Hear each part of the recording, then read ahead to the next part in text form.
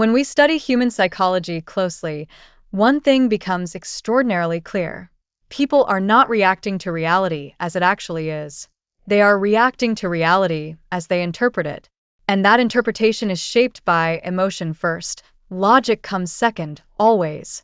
This single truth explains more about human behavior, about attraction, about why relationships succeed or collapse, than almost anything else you will ever learn. Point two: people can experience the identical situation and walk away with completely different emotional outcomes.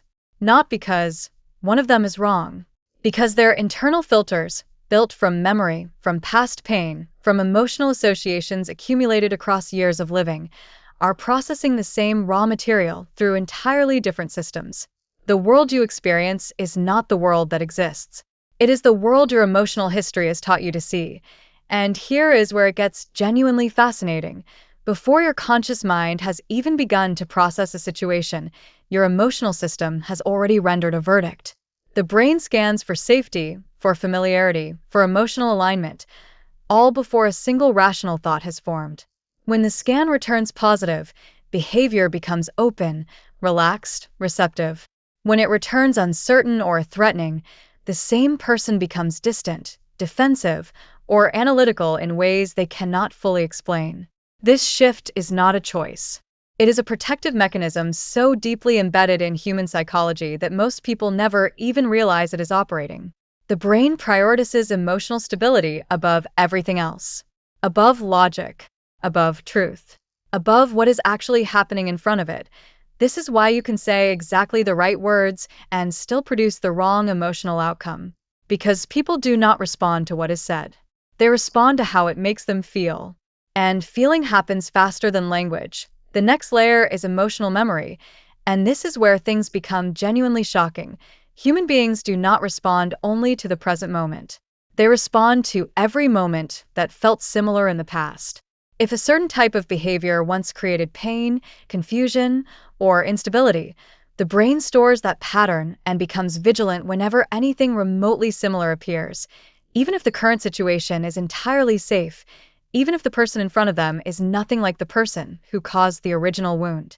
The pattern triggers the response before reason has a chance to intervene. This is why emotional experiences repeat themselves in cycles that feel inexplicable to the people living inside them. The same relationship dynamic, the same miscommunication, the same withdrawal at the same point in every connection. Not because people are broken, because their brains are doing exactly what they were designed to do, protecting them from repeating what hurt before. And here is the part most people never consider. Communication alone cannot fix this. No matter how perfectly worded the message is, if the emotional energy beneath it does not match the words, the brain will trust the energy every time. People naturally trust consistency over explanation. When words and behavior align over time, the mind relaxes. When they diverge, even slightly, even briefly, doubt begins to grow in silence. Not loudly, not with accusations, just a quiet, persistent question that the mind keeps returning to. And that question does not need to be answered to cause damage. The asking of it is already the damage. This is where the majority of misunderstandings in human relationships are actually born. Not in conflict, not in dramatic events, in misalignment, in the gap between what someone says and what their presence communicates, in the space between intention and impact. Now here is one of the most counterintuitive truths in all of psychology. Attraction is not a reaction to who someone actually is. It is equally a reaction to what they represent inside the mind of the person feeling it. Every perception is passed through an invisible internal system built from memory, emotional experience, and deeply stored associations. When someone meets another person, the brain immediately begins scanning for emotional familiarity. Not literal familiarity, emotional familiarity. Tones, energies, behavioral patterns that resemble what has been experienced before. If those past experiences produced warmth and safety, the mind opens. If they produced confusion or pain, the mind becomes cautious, regardless of whether the new person deserves that caution. That a person may believe they are reacting to what is happening right now. In reality, their emotional memory is quietly running in the background, interpreting the present through the lens of everything they have already survived. Two people can be in identical circumstances. One feels curiosity and warmth, the other feels hesitation and distance. The difference is not in the external situation. It is in the internal history each person carries into it. Emotional association runs even deeper than this. The brain connects specific behaviors, communication styles, and even subtle energetic qualities to emotional outcomes stored from earlier life. If someone once experienced inconsistency from a person they trusted, their nervous system begins to associate unpredictability itself, not any particular action, just the general quality of unpredictability, with emotional risk. As a result, even small moments of inconsistency in a completely new relationship can trigger withdrawal, overthinking, or distance that seems completely disproportionate to what actually happened. Because the brain is not responding to what happened, it is responding to what it is afraid might happen next. This is also why attraction is so rarely stable when emotional experiences are inconsistent. The mind does not respond to single moments. It builds patterns across time.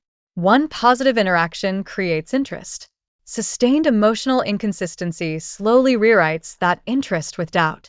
And once the emotional system decides to prioritize protection over curiosity, it takes sustained, patient, consistent experience to reverse that decision. The remarkable flip side of this is equally true.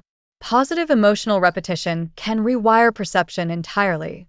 When someone consistently feels understood, respected, and emotionally safe around another person, the brain begins updating its associations.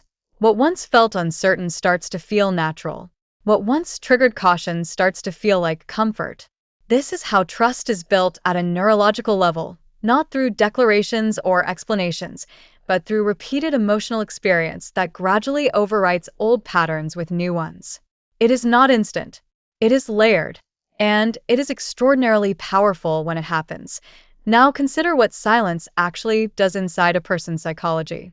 Because silence is almost universally misunderstood, most people think of silence as the absence of communication. Human psychology understands it as one of the most powerful forms of it. The mind does not interpret absence as neutral. It interprets absence as information. When communication shifts, when emotional availability becomes less consistent, when the rhythm of presence changes, the brain immediately begins searching for meaning. Not because the person wants to overthink, because the brain is wired to predict. It is constantly scanning for patterns because patterns tell it what to expect next, and knowing what to expect next is how it keeps us safe. When behavior is consistent, the mind relaxes. When it becomes unpredictable, warm, then distant, then present, then unavailable, the brain enters a low-level state of alert that never fully resolves. It keeps running the question, keeps searching for the pattern, and in the absence of external information, it turns inward. It begins constructing narratives from whatever material is available: past experience, insecurity, imagination. And imagination, unconstrained by reality, almost always produces something more emotionally intense than the actual situation warrants.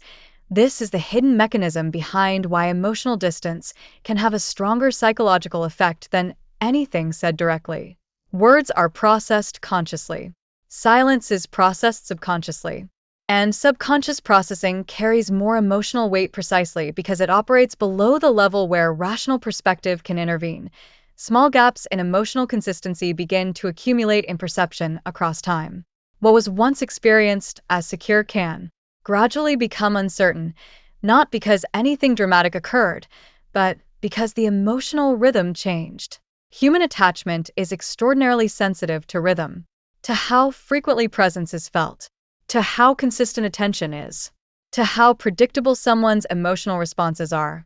These are not minor considerations. They are the actual architecture of connection. Here is the final and perhaps most practically significant truth of all. People remember how you made them feel in your presence long after they have forgotten everything you said. The content of a conversation fades.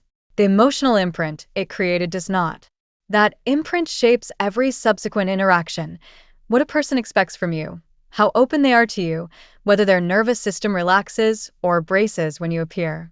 You are not just communicating information in every interaction. You are transferring emotional states.